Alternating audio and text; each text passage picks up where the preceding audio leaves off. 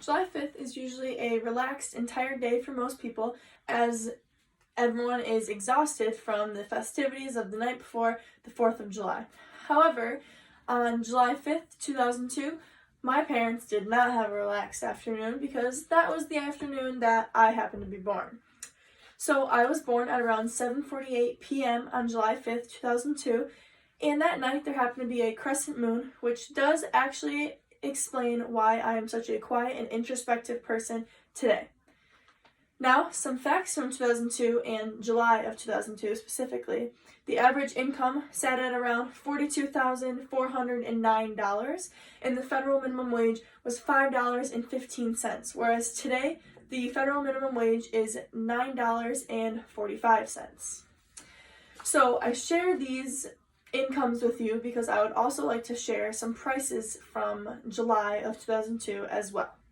The average price of a new house was $175,600.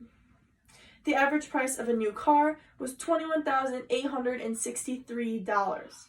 And a gallon of gas was $1.44, a postage stamp 37 cents, a loaf of bread $1.02, a dozen eggs $1.03, a gallon of milk $2.75, and I was not able to find the price of toilet paper, but I'm sure it's not even comparable to today because some places are charging $26 for 12 rolls of toilet paper with our whole coronavirus pandemic that we're facing right now. So you really just can't put a price on that today.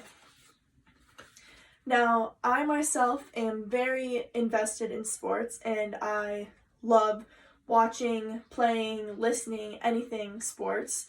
So some facts about the sports from 2002 was that the Winter Olympics took place in February in our very own Salt Lake City, Utah of the United States. And Steve Bradbury won gold in ice skating because everyone in front of him happened to collide mid-race, and he ended up winning gold. And Serena Williams in 2002 beat her older sister Venus Williams in the Wimbledon women's tennis tournament. On July 28th was the 89th Tour de France, and there happened to be no winner because Lance Armstrong was disqualified because he was blood doping at the time. And of course, my personal favorite, football, the Patriots beat the St. Louis Rams in the Super Bowl in 2002. Now, some media from 2002. Friends was the most popular show, which I am definitely not surprised with, as it is my favorite show today, which would also explain why Jennifer Aniston was the most popular celebrity in 2002.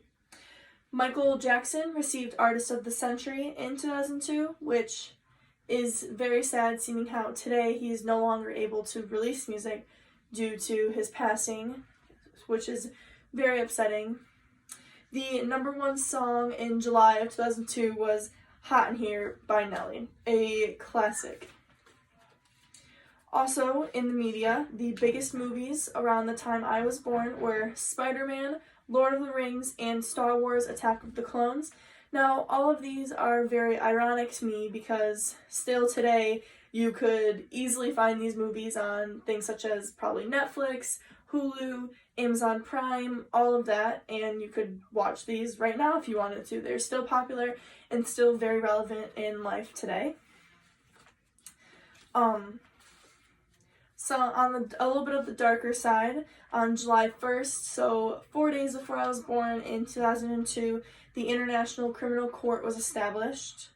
Also, the United Kingdom was accused of housing the leader of Al-Qaeda in 2002, July. And the French president had escaped an assassination in July of 2002, which I'm sure is something he lived with for a very long time in fear, because I can only imagine what escaping near death could feel like.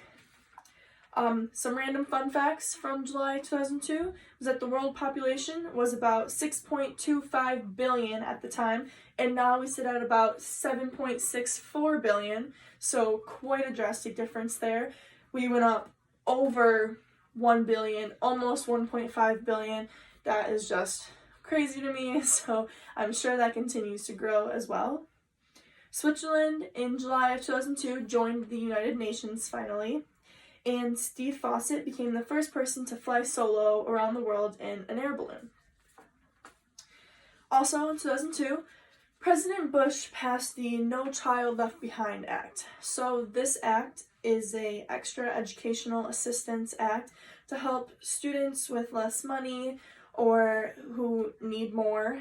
And this is actually very sad to me today because we're not in school due to this coronavirus pandemic in the way it is taking over our world and everything. Nobody's in school, so this act actually isn't even being used right now because there are no schools to ensure a better learning environment for. It's just crazy to me that we are no longer in school, so I can't wait to look in my future and look back and think that this was when I was in school and that I was missing out on all these things. So also that leads me to the idea that people are still being born today with everything going on. That doesn't stop the normal habits of life.